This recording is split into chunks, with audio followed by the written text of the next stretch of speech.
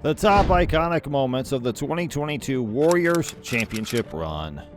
The 2022 NBA season came to a successful close with the Warriors winning their fourth NBA championship in the last 8 years. So it's time to look back on the highlights and ahead to what's to come as the current world champions return to the Bay. So here are 7 things that happened from the first round of the playoffs to the final buzzer in Boston that made the Warriors' amazing run, brought back a dynasty exclusively right here on Hoops Today. So stay tuned. Number 1, on April 16th, Curry starts the playoffs by coming off the bench. Steph Curry missed the last month of the regular season because of a sprained ligament and bone bruise in his left foot. He was permitted to play for the Warriors in the playoffs in April, but he could only play between 20 and 25 minutes in Game 1 of the Golden State first-round series against the Denver Nuggets. Curry and Warriors coach Steve Kerr had a hard time figuring out which 20 to 25 minutes Curry would play because of the rule. When Klay Thompson came back to the game in January after being out for 2 seasons, the Warriors put a similar rule in place. Thompson decided to start the game in his usual spot and then take longer breaks during the game. Thompson didn't like the plan because it was hard for him to keep his rhythm after being taken out of the game and spending 12 minutes on a stationary bike before getting on the court. Number 2, Gary Payton II breaks his left elbow on May 3rd after Dillon Brooks hits him. Payton is the Warriors' best defender on the perimeter, and he's also a fast player who can beat defenses when the ball's moving quickly. In the first quarter of Game 2 of the conference semifinals against Memphis, Payton was doing just that when Green hit him in stride with a pass as the Grizzlies defenders were backing up. As Payton moved quickly toward the basket, Brooks came up behind him and swatted him with a fully extended right arm, hitting the Warriors guard on the head. Payton fell just below the basket, stanchion to the floor. He grabbed his left arm right away and let out a terrible groan. Brooks got a flagrant 2 foul, and Payton, who would later find out that night that his elbow was broken, would have to spend 5 weeks recovering and getting back to normal. The Warriors were angry about what happened. Kerr said that the play was filthy. Kerr said at the time Dillon Brooks broke the code. Payton was a basketball journeyman when he joined the Warriors last season. He had been trying for years to find a place in the NBA. He had even thought about giving up playing and to become a video coordinator. Payton's long journey should have come to a close when he was named a starter and given one of the toughest defensive tasks in the NBA, guarding Memphis All-Star Ja Morant for the rest of the series.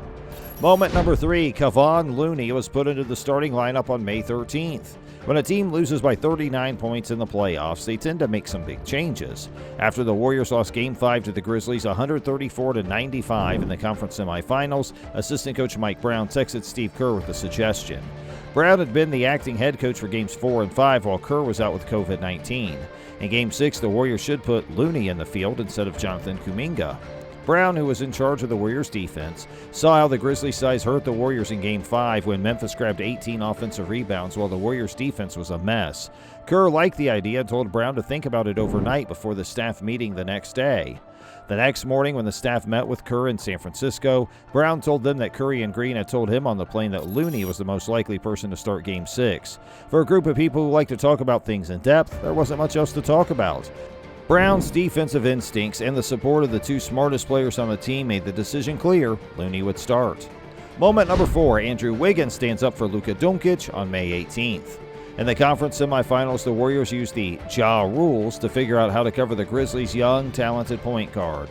Even though it didn't have the clever wordplay of its predecessor, the Luka rules, made by the Warriors coaching staff, would be the most important set of rules that would determine whether Golden State would return to the finals for the first time since 2019 or not.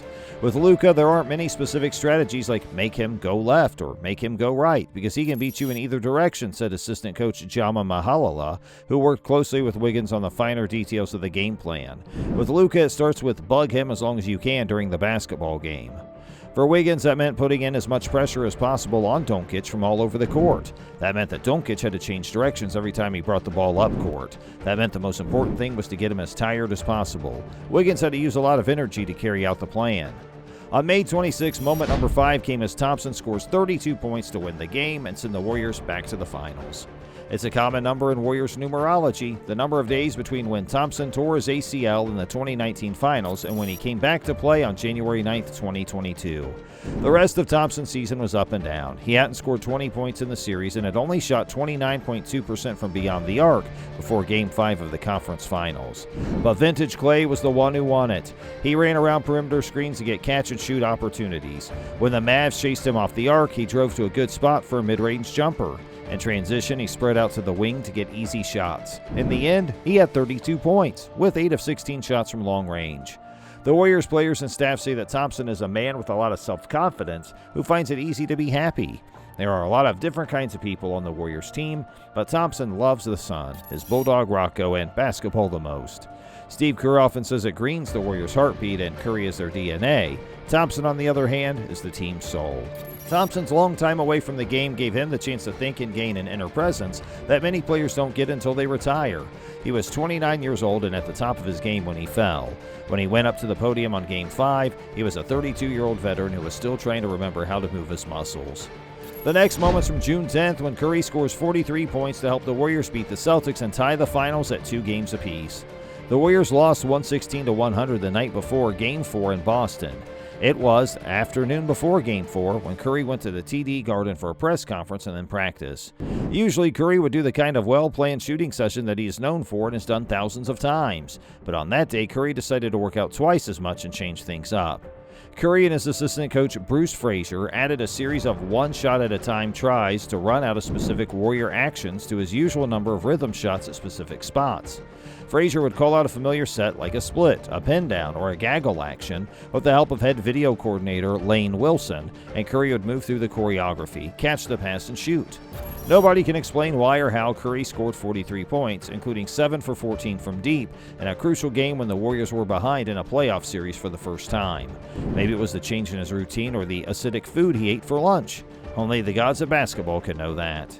In the last moment of today's video, the Warriors beat the Celtics in Game 6 on June 16th to win their 4th championship in 8 years.